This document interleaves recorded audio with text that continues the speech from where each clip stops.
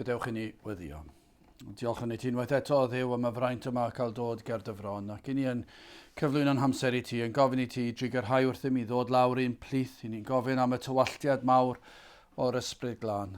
Gymaint o angen sydd yn ein calonau ni a yn halonau pobl ein gwlad ni a gwledydd y byd. Ac i ni yn gofyn i ti i faddau ni am ein crwydro ac i drigyrhau wrthym i ddychwelyd i'n plith. Tyrd lawr bendithiad diogelan hamser nawr. I ni'n gofyn hyn o'r trwy enw ac heiddiant yn harglwydd Iesu Grist. Amen.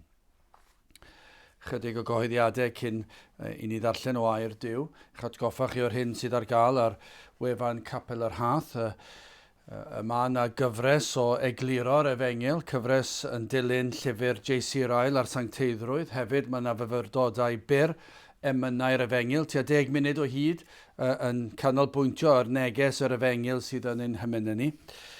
Yn agosau nawr ar y nos Iau cyntaf o Rhagfyr, sef Rhagfyr y trydydd, ym hanner ar wedi 7, fe fydd ei noson o garolau.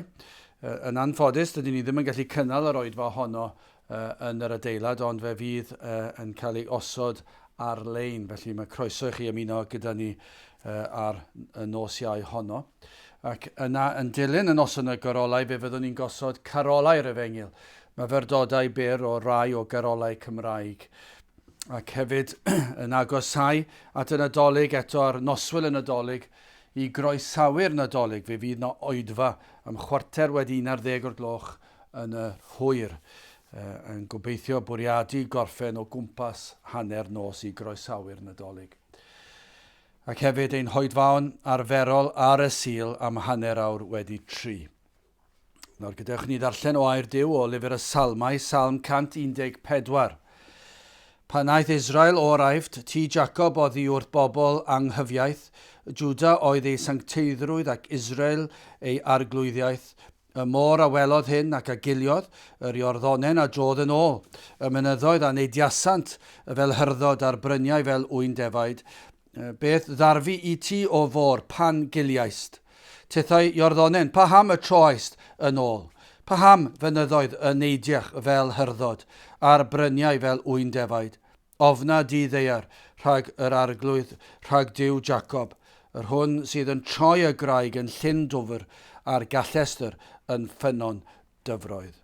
A bydde bendith Duw ar ei air sanctaidd ef. Nawr gadewch ni edrych ar y salm honno fel testyn.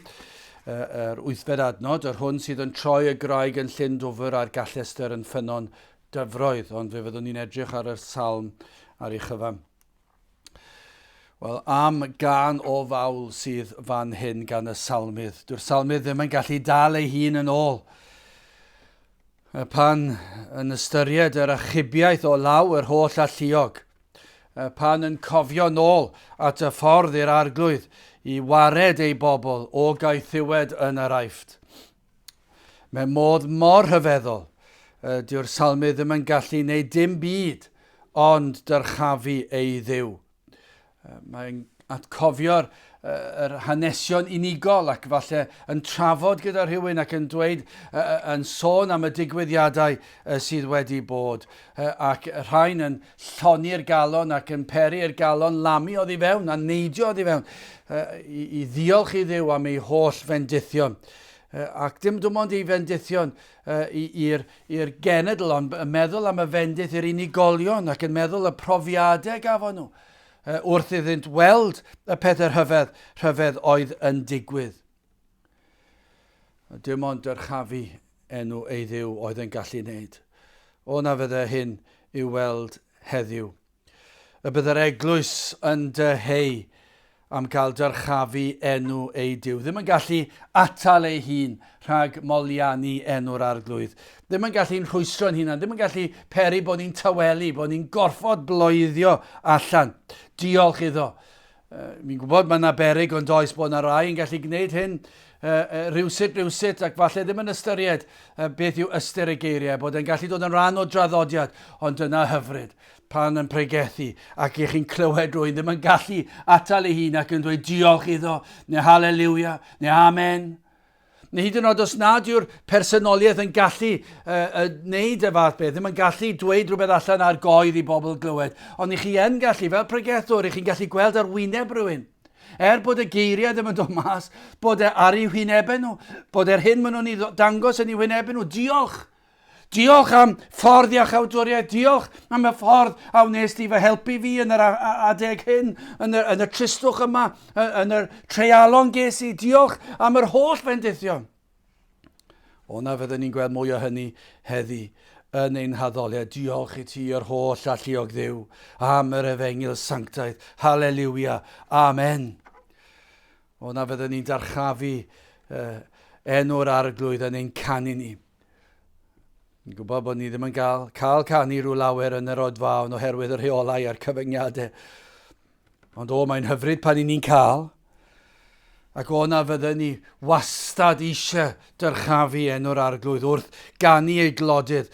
A bod ni'n ofalus o'r hyn yr ydym ni yn ei ganu.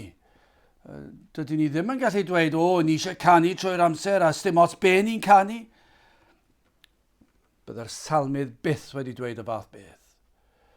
Byddai'r salmydd byth wedi bod yn llac yn y ffordd yr oedd e'n canu.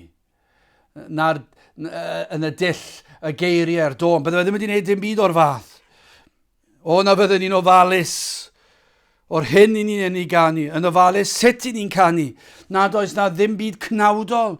Nad oes na ddim byd sy'n tynnu sylw atom ni'n hunan. Dyma beth sydd yn gyffredin ar draws ein gwlad ni bellach. Yn enw addoliad, mae yna rhyw addoliad cnawdol. Edrychwch arno fi, arweinwyr canu. A dyna le maen nhw'n dod. Dyw e ddim fel yn yr hen dyddiau. Un falle'n arwain y dôn ac yna addoliad ysbrydol yn digwydd. Na, mae yna rhyw berfformiad. Mae fe rhyw gynger pop. Yn y wisg, edrychwch ar y wisg, edrychwch ffordd dwi'n canu, edrychwch ar fy ngwynebu, edrychwch ar y dôn ac yn neud i bobl deimlo'n dda.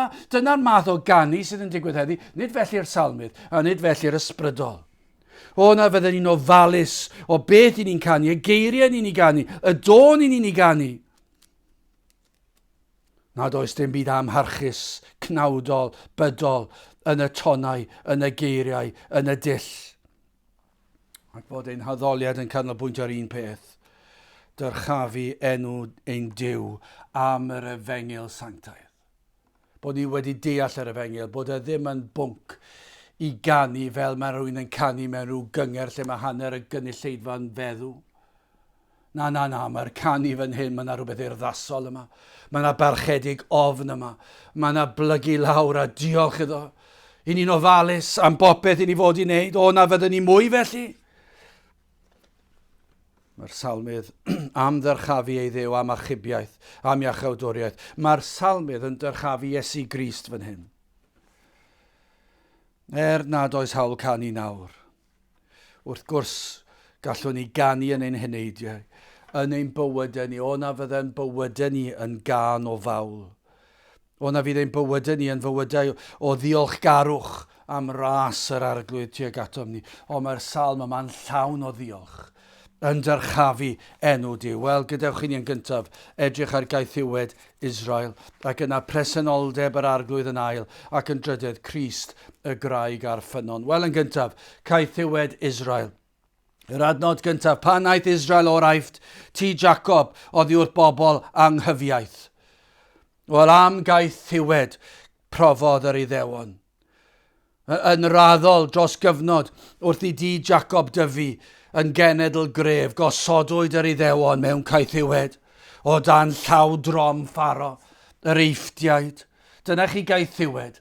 Dyna chi ddioddef mae'r Iddewon wedi brofi drost y canrifoedd. Ond wrth edrych nôl at y cyfnod yma, pan yr oedd pharo yn ei camdrin, dyna chi gaethiwed, yn ei gorfodi nhw i weithio, a hynny mewn amgylchiadau erchyll, ac yna'n ei curo nhw'n ddidrigaredd, ac yna'n gwrthod ei ryddhau dro ar ôl tro.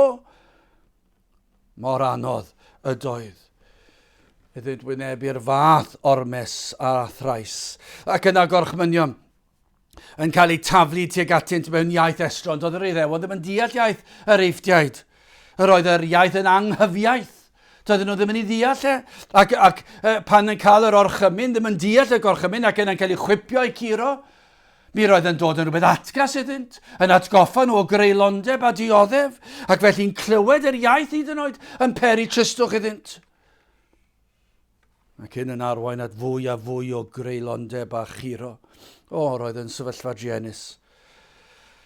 Ond mae'n ddarlun ond o gaeth i wedi enaid o dan llaw creulon yr un drwg a phechod. Ond nid yw e'n ddarlun o'r hyn y mae eneidiau yn ei wynebu heddi. Am gaeth ddiwed y mae'r enaid yn ddi. Yn gyntaf, mae'n erchyll gan nad yw yr enaid yn gwybod yn ymwybodol o'r perygl y mae yn ddi. Falle bod yna rhywun sy'n gwrando nawr, sydd yn ddigon hapus ei byd falle. Ac yn eistedd yna'n gwrando, falle ddim eisiau gwrando, yn gwrando, ond ddim yn sylweddoli'r caethiwed maen nhw yn ddi. Maen nhw'n byw bywyd o ofn a thristwch a problemau, ond dyn nhw ddim yn fodlon cydnabod yr achos, dyn nhw ddim yn fodlon cydnabod i pechod na phechod y byd, ac maen nhw'n pwynt o bus at yr eglwys, ond dyn nhw ddim yn ei weld dyn nhw ddim yn gweld bod nhw mewn caethiwed. Dyna pa mor erchyll yw e. A dyw'r enaid ddim yn gallu ffoi, ond hefyd dyw'r enaid ddim am ffoi. Mae'r caethiwed mae'n ofnadw yn diwedd. A'r Iddewon yn cael ei curo'n ddidrigaredd, ond dyna beth sydd yn digwydd i enaid pechadur. Y temtasiynau ar ôl temtasiynau, y rhwystrau i geisio Duw ar ôl rhwystrau. I atal diddordeb ym mhethau Duw, os oes yna rhywun am eiliad yn dangos diddordeb ym mhethau Duw, y mae Satan yn dod ar ryw rwystyr. Mae'n dod ar ryw broblem. Tro ar ôl tro fydd e'n ceisio eich atal chi rhaid ceisio. Yr gafael sydd gan yr un drwg a phechod a'r enaid. Mae'r darlun yma fel rhyw grafangau wedi blethu o amgylch a thrwy yr enaid. Bob tro dwi'n meddwl am y sefyllfa yma, dwi'n meddwl os ych chi'n gallu cael darlun o enaid, fel ych chi'n cael darlun o galon ddyn, a petai chi'n gallu dychmygu brigau a gwreiddiau a cangau a dwylo a crafangau a pob math o bethau yn gafael ac yn gwasgu lawr yn drwm ar enaid. Dyna'r fath o ddarlun sy'n dod i'm hen i. Fel aderyn ysglyfaethus yn dod lawr ac yn pigo rhywbeth ac falle'n trio y creadur yn trio rhwygo hun o ddiarth crafanger aderyn. A ddim yn gallu. Mae wedi gafael yn dyn arno fe. A pa chi'n trio tynnu gwreiddiau lan o'r llawr ac maen nhw'n dod a chi'n trio tynnu nhw ac mae'r gafael yn y pridd. Chi ddim yn gallu gwneud e. Dwi'n ddim yn ddarlun ddigonol i ddisgrifio gafael yr un drwg a phechod ar enaid y mae wedi treiddio trwy'r enaid, trwy ganol calon dyn. Chi'n edrych i meddwl, mae'n amhosib ond dwi. Mae'r sefyllfa'n amhosib. Mae'r gafael sydd gan Satan mor gadarn. Mae wedi blethu drwyddi draw. Pan ych chi'n trial cwestiynu pechod y byd, mae fel tynnu asgwrn o gi. Y ffyrnigrwydd. Chi ddim yn gallu tynnu pechod o bechadur. Maen nhw'n troi'n gas, maen nhw'n gwylltio. Pa mae'r pechadur mewn byd o gaeth ddiwed. Mae'r iaith yn llawn bydolrwydd a balchder. Mae'r iaith ryfygus ym mhob man yn y byd. Mae'r iaith yma'n yn ddi-ddiw. Does dim diw yn ei iaith nhw. Oes yna un sydd yn gwrando, sydd o'r diwedd wedi gweld y gaeth ddiwed. Mae e'n brofiad erchyll pan ych chi'n dechrau sylwi y gaeth ddiwed chi ynddi a'r gafael sydd gan Satan a phechod arnoch chi. A falle wedi trio gwella chi ddim yn gallu. A chi'n gweld difrifoldeb y sefyllfa, chi'n meddwl pa o baid sydd yna. Falle bod chi'n dechrau teimlo'r cadwyni ar eich enaid yn eich tynnu chi lawr, a mae pob ymgais y gwnewch chi ryddhau eich hun, y cadwyni yn eich tynnu chi nôl i'r carchar tywyll di yma. Oes yna un sydd yn gwrando, sydd wedi sylweddoli y tywyllwch i chi ynddi? Nad ydych chi'n gallu gweld ffordd allan, falle bod yna rhywun wedi dod at y man honno. Chi ddim yn gallu gweld ffordd allan, ac i chi yng nghanol yr holl sŵn y byd, a'r holl fynd a dod, a nid ydych chi'n gweld pa ffordd y gallwch fynd. Chi ddim yn gweld pa ffordd i fynd. Cymaint o sŵn a pobl yn tynnu'ch sylw. Gwleidyddiaeth. Maen nhw'n cynnig pob math o ddamcaniaethau ni ellir gweithio. A chi'n meddwl na roi gynnig ar hynny, ac chi'n gweld yw gwleidyddion ddim wedi wneud unrhyw beth o werth i helpu'n sefyllfa chi yn y wlad ac chi'n bersonol, ac chi'n gweld pa obaith sy'n addysg. Chi'n meddwl bod obaith mewn addysg yn honni delio gyda problemau cymdeithas. Dwi'n erioed wedi llwyddo nag yw. Os unrhyw beth mae addysg wedi gweithygu pethau ambell waith, wrth gwrs mae addysg yn beth da. ond eithaf ddim datrys problem enau dyn. Mae yna rhai yn meddwl y mwyaf chi'n dysgu pobl am gyffuriau ac anfoesoldeb, y mwyaf fydd yn datrys y broblemau. Beth mae'n neud? Mae'n peri chwilfrydedd yn enau dyn, ac maen nhw'n clywed rhywbeth am y peth yma, ac maen nhw'n meddwl, hoffwn ni drio hwn, ac i chi'n gweld, mae'n gweithygu. Mae cymdeithas wedi mynd yn waith. Y fwyaf o pobl yn dysgu pobl am y peth yma. Gwrthwyneb yn digwydd mor aml. Yn rhoi gwybodaeth ac awydd pellach am y drygion ni. A thronwyr, crefyddau yn cynnig atebion, ond pob un yn arwain enaid ymhellach a phellach i waelodion y pydew erchill, y carchar tywyllaf oll. Am gaeth thiwed y mae'r enaid yn ddi. Allech chi ddychmygu falle rhywun nawr yn gwrando, dwi'n yn cytuno do hwnna, ac i chi'n gweld nhw'n mynd yn bellach ac yn bellach mewn i'w tywyllwch nhw, a'i caethiwed nhw. Am afael oedd gan Pharo ar yr Iddewon, yn gwrthod ei rhyddhau, ond am afael sydd gan Satan a phechod ar enaid lot cryfach a chadarnach nag i'n Pharo. O, mae'n driennus i feddwl am gaethiwed enaid. Yr anobaith. Yr anobaith y mae eneidiau yn ei wynebu ddim yn gwybod pa le i droi. Ond dyna chi salm yw hon. Y mae hon yn salm o arfoledd, yn peri'r enaid i lamio ddi mewn. Dyna yw gobaith yr efengil. Newyddion da o lawenydd mawr, bod a chybiaeth. Dyma beth oedd y salmydd yn canu clodiad Duw amdano, bod a chybiaeth wedi digwydd i bobl Israel. A dyma i ni yn cyhoeddi, dyma beth i ni amganu amdano, bod gobaith. Oes na rhywun sy'n gwrando sydd yn llawn anobaith? Wel, mae'n obaith, gwrandewch yn ail presenoldeb yr arglwydd. Am broblem y wynebodd yr Iddewon, am broblem y mae'r enaid yn ei wynebu, yn gaeth i bechod ar un drwg, ac methu dod allan o'r carchar tywyll di. Ond yna yn gweld yr hyn a wnaeth yr arglwydd. Gwrandewch ar y geiriau yma, adnod 3 ymlaen. Y môr a welodd hyn ac a giliodd, yr iorddonen a drodd yn ôl, y mynyddoedd a neidiasant fel hyrdod, a'r bryniau fel wyn defaid. Beth ddarfu i ti o fôr? Pan giliaist? Titha iorddonen, pa ham y troais yn ôl? Pa ham fynyddoedd yn neidiach fel hyrdod, a'r bryniau fel wyn defaid? Dyna chi ddarlun. O'r diwedd yr Iddewon yn cael ei rhyddhau. Ar ôl blynyddoedd o gaethiwed, a chreulondeb, a dioddeb, y bobl nawr yn cael ei rhyddhau, ac nawr yn dod tuag at y môr coch. Ond nawr allech chi ddychmygu'r galon yn syrthio ar ôl yr anobaith, ar ôl yr curod i drigaredd, a'r dioddef. Ac nawr yn meddwl bod na obaith yn cael ei harwain allan. Ac yna gweld oedd nunlle i fynd. O'r anobaith eto yn dod i fewn i'r enaid. Yr anobaith llwyr yn ei wynebu. Byddin yr eiftiaid a Pharo yn ei dilyn nhw ac yn carlamu nes ac yn nes. A doedd dim nunlle i fynd, roedd nhw wedi cael ei amgylchynu ac o'i blaenau nhw oedd y môr coch ac yn meddwl fe fyddwn ni'n boddi os ewn ni mewn i'r môr, fe gewn ni'n curos ar hosod ni yn fyna hyn. Ac yr anobaith, does dim ateb a'r tywyllwch yr oedd yr enaid yn mynd iddi. Ac yna i'r môr coch agor. Dychmygwch yr eiliad. I'r Iddewon yna wedi dod i'r man o anobaith ac yna llawn gobaith yn gweld y môr yn agor.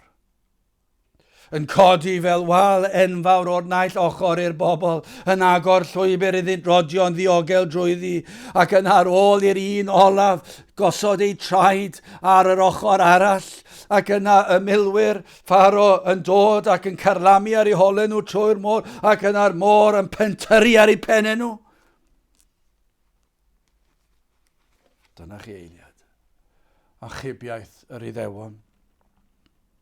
Ac yn union fel y wynebau'r Iddewon, 20 mlynedd yn ddiweddarach, yr afon Iorddonen yn cael ei atal i lif, i adael iddynt groesi i ganan, pan yn wynebu, dyna'r siom bydden nhw wedi cael ar ôl 20 mlynedd o grwydron yr anialwch, ac yna'r gobaith o cyrraedd Gwlad yr Iddewyd, ac yna'n gweld yr afon yn gorlifo, ac ddim yn gallu croesi a'r cwyno bydde wedi digwydd, ond na be ddigwyddodd, yna ymhen dyddiau i'r arglwydd atal y llif, iddynt groesi, yn ddiogel, yn sych.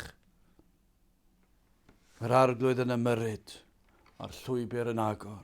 O, dyna chi ddarlun o'r hyn sydd wedi digwydd i ferddiannau o Gristnogion dros y canrifoedd. Os chi'n Gristion, dyma yw eich tystiolaeth chi. Am ddarlun o'r hyn gall ddigwydd i un enaid heddi sydd yn gwrando, os trwy ras i chi'n gwrando, mae hwn yn ddisgrifiad o beth sydd wedi digwydd i bob un Cristion. Ond fe all hwn fod yn brofiad i chi brofi. Y bydd yr arglwydd yn eich arwain chi, yn eich anobaith, yn eich ansicrwydd, yn eich ofnau, yn eich pryder, yn eich pechod. Y bydd yn arwain chi ac yn dod â chi i achubiaeth. Y bydd y môr coch yn agor fel petai. Bydd yr iorddonen yn cael ei hatal. Fe fydd yn ymyrryd yn eich bywyd chi yn bersonol. Dyma chi ddisgrifiad o'r emyn, o sgwelir fi bechadur, rhyw ddydd ar ben fy nhaith, rhyfeddol fydd y canu, a newydd fydd yr iaith, yn seinio buddugoliaeth am iachawdwriaeth lawn, heb ofni colli'r frwydr na'r bore na ffrynhawn. Fe genir ac fe genir yn rhagwyddoldeb maith, os gwelir un pererin mor llesg ar ben ei daith, a girwyd mewn tymeslwyd, a olchwyd yn y gwaed, a ganwyd ac a gadwyd drwy'r iachawdwriaeth rhad.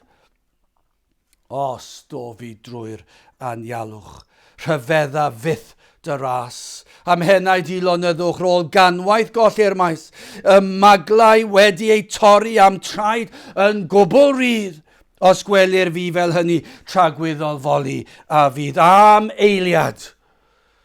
Pan bod yr ysbryd glân yn agor llygaid yr enaid i ddangos i chi'r gaeth ddiwed yn gyntaf. Ond yna, am eiliad, pan mae'n dangos i chi'r waredigaeth, y môr coch yn agor. Be mae'n neud? Mae'n dangos i chi Iesu Grist. Mae'n dangos i chi'r arglwydd yn arwain y ffordd o bechod, o gaethiwed, allan o'r carchar tywylltu. Mae fel rhywun yn agor y top oddi ar y pydew ac yn dangos y goleuni yn yr awyr, ac mae'r un sydd yn y carchar yn gweld bod obaith. Mae'n gweld braich yn ymestyn lawr at y pydew ac yn ei dynnu fe allan am eiliad. Dim ond dweud y gair sydd rhaid i'r arglwydd ac agorwyd y môr. Ataliwyd y llif yr iorddonen gyda gair o'r arglwydd a llwybr sych yn agor fyny iddynt. Ac felly'r enaid, presenoldeb yr holl alluog Dduw. Dyna beth mae'n dweud gyda'r gair, pan mae e'n gorchymyn achubiaeth. Be mae e'n neud? Mae e'n tynnu pob un o grafangau Satan ac yn ei tynnu nhw mas wrth iddyn nhw blethu trwy'r enaid. A'r gafael sydd gan yr un drwg ar enaid dyn ac sydd gan bechod, mae'r arglwydd yn dweud y gair ac mae'n gollwng yr afael. Ac mae'n bywhau'r enaid marw. Mae'n tynnu enaid allan o'r byd, o glyw anghyfiaeth y byd. Yna chi eiliad. Pan mae achubiaeth yn digwydd, mae'n tynnu'r enaid o'r clyw, yr iaith, yr anghyfiaeth y byd. Mae'n chybod beth erbyn hyn? Mae'r enaid yn barod i adael y byd. Mae am ddod, mae am droi o'r byd. Dyna pan mae mor rhyfedd pan ni'n gweld gymaint o fydolrwydd yn yr eglwys. Dyna pan mae mor hyfedd yn gweld pobl ifanc sy'n proffesu yn gyffyrddus, yng nghybiau nos yn y tafarndau, yn y partio, yn yr anfoesoldeb. Dyna pa mae mor rhyfedd pan ni'n gweld Cristnogion o flynyddoedd yn fodlon torri'r saboth. Dyna pa mae'n rhyfedd i ni weld pobl yn fodlon i'r addoliad cael ei ysgafnhau ac i'r gwisg cael ei weithygu ac yn gwisgo fe beth ni'n mynd i lan y môr. Dyna pam ni ddim yn gweld sancteiddrwydd mewn bywyd. Mae'n rhyfedd ond diwe. Pam? Achos pa mae gwirth yn digwydd, pa mae'r arglwydd yn tynnu'r cryfangau Satan a'r fechod a'r byd oddi ar enaid, mae'r enaid am adael y byd. A'r anghyfiaeth yma, mae eisiau cael gwared ar y peth. Mae'n edi farhau ac mae'n troi at yr arglwydd. Dyna beth mae presenoldeb yr arglwydd yn ei wneud. Mae presenoldeb yr arglwydd mor hyfryd. Dyw'r enaid ddim yn gweld chwith ar gadael y byd. Mae am rhedeg am ei fywyd, am ei einioes. Mae'n gadael y byd. Sylwch hwn, nid aberth yw gadael y byd a'i deganau. Os ych chi'n ffeindio bod yn aberth bod chi ddim yn mynd gyda'r byd i'w bethau ar y penwythnosau ac yn gwneud be maen nhw'n wneud ac yn teimlo fod y ffydd efengyloedd yn cyfyngu eich bywyd chi. Yna dydych chi ddim wedi deall yn addo? Dydych chi ddim wedi deall yr efengyl sanctaidd? Nid aberth yw gadael y byd a'i deganau? Nid caledwch yw dechrau ar y daith trwy'r anialwch? Ond braint hyfrydwch cael rhodio yn ei gwmni. O, mae'n fraint, mae'r enaid. Mae mor llwythog, mae mor flinderog. O, pa mae'r bugail yn rhoi ei ddwylo a'i freichiau o ddiamgylch ac yn ei dynnu fe o'r clogwyn, a'i dynnu fe o'r pydew. O, mae'n ryddhad. Hyfrydwch cael rhodio yn ei gwmni. A chael nerth yr holl alluog yn symud mynyddoedd ein pechodau. Ond dyna beth sy'n digwydd. Nerth yr holl alluog Dduw yn dweud y gair mae'r mynyddoedd yn cael ei hysgwyd. A dyna beth yw mynyddoedd ein heogrwydd ni y mae'r arglwydd yn delio gydag e. Nerth Dduw yn ysgwyd, yn rheoli ysgwyd y greadigaeth. Ond dyma beth mae'n ei fan hyn, yn ysgwyd yr enaid, yn tynnu'r enaid o farwolaeth i fywyd. Dyma chi nerth. Ac am dristwch. Pam fod afon, pam fod môr, pam fod mynydd yn ei fyddhau a'r Duw? Rhywbeth marwedd fel mynydd, ond eto mae mynydd yn ei fyddhau ac yn ysgwyd ac yn crynu. Sut gall môr godi i fyny a peri llwybr? Ond mae'r moroedd ar afonydd, Iorddonen, mae'r mynyddoedd, maen nhw'n ei fyddhau yr arglwydd. Ac eto, y byd yn gwrthod gwrando. Calon galed dyn yn parhau i wrthod gwrando ac i fyddhau i Dduw. Dyna beth ni'n gweld nawr efe. Y gwrthod gwrando ar Dduw. Y gwrthod i fyddhau, y gwrthod ymateb yw'r rybuddion e. Adnod 5. Be ddarfu i ti o fôr pan giliaist? Tithau Iorddonen, pa ham y troes yn ôl? Pa ham fynyddoedd yn neidiach fel hyrdod? A'r bryniau fel wyn defaid? Dyna chi gwestiynau. Ond dyma chi ateb, pam fod y môr wedi peri fod yna wal yn cael ei ffurfio? Pam fod yr afon Iorddonen wedi atal? Pam fod y mynyddoedd wedi neidio? A dyma'r ateb adnod 7, ofna di ddeiar rhag yr arglwydd, rhag Duw Jacob. Mae'r ddeiar yn ymateb i bresenoldeb yr arglwydd. O na fydde'r byd felly yn deffro a sylweddoli nerth yr holl alluog Dduw. Y gall peri i bob afiechyd ddiflannu. Dyw'r byd ddim yn meddwl am y peth. Petai'r byd yn troi at Dduw nawr yn y dyddiau dyrys yma ac yn dweud, o Dduw, madde ni am ein angrydiniaeth ni, am ein pechod ni, madde ni am ein bydolrwydd ni a'n anfoesoldeb ni, madde ni am beidio troi at ti, helpa ni, trigar hawr ddim ni, a dychmygwch, y mae'r arglwydd yn gallu dweud y gair, a mae'n gallu peri y bydd yr holl rwystrau mynd. Mae wedi rhoi rhybydd ond yw e, ac eto gyd, mae'r byd yn gwrthod gwrando, ond mae'r moroedd yn gwrando. Dyna pa mor galed yw dyn.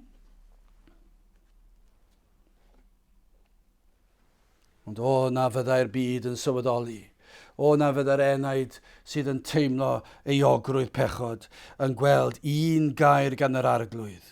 Ac fe fydd yn gallu, bydd ein heogrwydd fel mynyddoedd byd yn diflannu.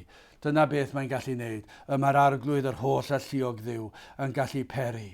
Wrth iddo weld enaid yn edif ar hau, mae'n gallu dod ac yn dweud, madde i'r y cyfan.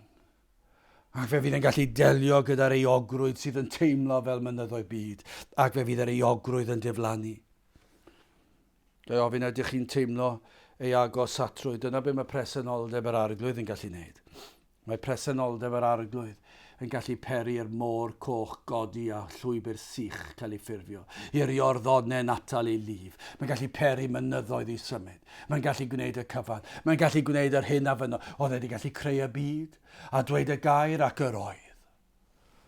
Ac felly chenaid chi, os dyma'r gobaith, os ych chi'n teimlo'r euogrwydd fel mynyddoedd byd, dim ond dweud y gair sydd rhaid i'r arglwydd dweud, ac fe fydd y cyfan yn cael ei ddelio ag e. Eseia 55:6, ceisiwch yr arglwydd tra galler ei gael ef. Galwch arno tra fydd o'n agos. O, ydych chi'n teimlo presenoldeb yr arglwydd os felly? Dewch ato, ceisiwch yr arglwydd, galwch arno tra i fod yn agos. Mae'r arglwydd yn holl alluog ac mae'n gallu delio gyda'ch anobaith chi. Wel, yn olaf ac yn drydydd, Crist, y graig a'r ffynon. Yr 8fed adnod, yr hwn sydd yn troi y graig yn Llyn Dwfr a'r gallester yn ffynon dyfroedd. O, dyna atgofion oedd gan yr Iddewon o weithredoedd rhyfeddol yr arglwydd. Dyna chi atgofion sydd gan y Cristion am eiliad. Pan lifo dŵr o'r graig i'r Iddewon yn yr anialwch. Dyna chi eiliad. O, syched arnyn nhw, ac yna trwy was yr arglwydd, fe lifo dŵr trwy'r graig. Cymaint o ddŵr oedd e fel llyn. Digon o ddŵr i ddiwallu anghenion yr holl bobl. Mor amhosibl i'w meddwl am ddŵr yn llifo o'r gallester, y graig fwyaf caled. Ac eto, fe ddath dŵr. Fe berodd yr arglwydd i ddŵr lifo, pistillo allan ohoni. Un gair o enau'r arglwydd ac fe lifodd y dŵr. Ond dyna yw'r efengyl. Pob un o anghenion ein heneidiau yn cael ei bodloni, trwy'r dŵr a'r gwaed a lifodd o'r graig Crist Iesu, y ffynon a agorwyd ar Galfaria, y llifodd ohono pob gras sydd ei hangen ar gyfer ein heneidiau ni. Mae'r cyfan i'w gael yng Nghrist Iesu, ceir popeth yng Nghrist Iesu, mae'r dŵr yn llifo. Gai ofyn i chi a yw'ch enaid yn llwythog? Gai ofyn i chi, ydych chi wedi dod i'r man na wyddwch chi pa le i droi? Bo chi ddim yn gwybod ble i fynd? Yr eithdiaid o'ch cwmpas, y môr coch o'ch blaen. Ond o'r dŵr sydd yn llifo o'r graig, daw holl fendithion. O, mae'n arwain yr enaid yn dyner o gaethiwed. Dyna beth yw'r efengyl sanctaidd. Mae'r arglwydd yn arwain yr enaid o gaethiwed. Mae'n sibrwd i'r enaid gwan, maddeiant pechodau. Pan mae'r enaid yn dadle falle am bechodau penodol, falle bydd na rhywun fan hyn yn dadlau am rhywbeth penodol i chi wedi wneud a'i ddweud. Falle bod na rhywbeth yn dod nôl i'ch atgof chi o pethau chi wedi wneud yn eich ieuenctid, pethau chi wedi dweud wrth eraill, pethau chi wedi meddwl, pethau chi wedi breuddwydio, ac mae Satan dweud, sut gellir maddau pechod felly? Falle bod chi wedi gwrando ar neges o'r efengyl, a bod chi wedi rhyfygu yn eich calon, falle allan yn allanol i gliw eraill, falle bod chi wedi codi dŵr, falle codi fyny yn y capel a rhoi clep i'r drws. Bo chi wedi gwylltio i'r pregethwr, falle felly, falle bo chi wedi treulio blynyddoedd, falle bo chi wedi mynd trwy'ch bywyd cyfan, a bo chi yn eich henaid, a bo chi wedi gwrthod yr efengyl, a falle bod yr un drwg yn dweud, sut allwch chi cael maddeiant? Ond dyma gwirth a nerth yr holl alluog mewn achubiaeth. A mae'r arglwydd yn dweud y gair a mae'r môr coch yn codi. A mae'r iorddonen yn cael ei atal, mae'r mynyddoedd yn ysgwyd. A dyma beth sydd yn digwydd pan mae'r enaid yn dod dan llwyth euogrwydd fel mynyddoedd byd ac yn dod at droed y groes. Ac yn wan, ddim yn gallu edrych i fyny'n teimlo'n eog, yn teimlo'n frwnt. Ac mae'r arglwydd yn sibrwd maddeir y cyfan, pob un pechod. Pechodau'r gorffennol, presennol a'r dyfodol hyd yn oed. O, mae'r dŵr yn llifo, yn pistillo. Mae'n golchi, mae'r gwaed yn llifo o'r groes, ac mae'n golchi pob ryw, yn golchi pob staen ymaith. Dyna i chi graig, craig yr oesoedd, dyna chi gadernid, dyna chi fendid i'r enaid. O, na fyddwch chi'n dod ato te, o, na fyddwch chi'n dod at Grist. A gadael iddoch arwain allan o sŵn a flafar anghyfiaeth y byd. A gadael iddoch arwain chi o ddylanwad y byd a'i bethau, ac iddoch arwain ar hyd y llwybr cul. O, fe fydd yr arglwydd yn eich cadw. Pam? Achos Duw y cyfamod yw e. Nid yw'r arglwydd yn gallu torri ei addewidion. Fe addawodd yr arglwydd, na fydd yn gwrthod yr un enaid a ddaw ato. Mae wedi addo yn ei air. Ac felly os dewch ato, fe fydd yn maddau'r cyfan.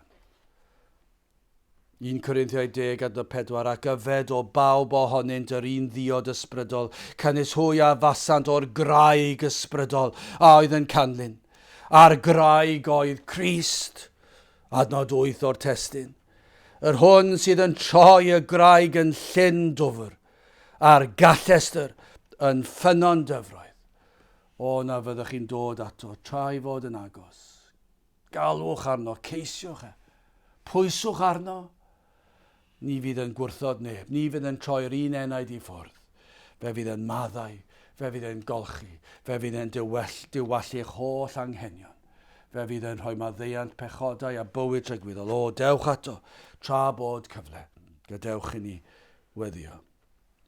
A nawr bydde di ras ein harglwydd Iesu Grist, a chariad Duw, a chymdeithas yr Ysbryd Glân, fod gyda chwi oll hyd byth. Amen.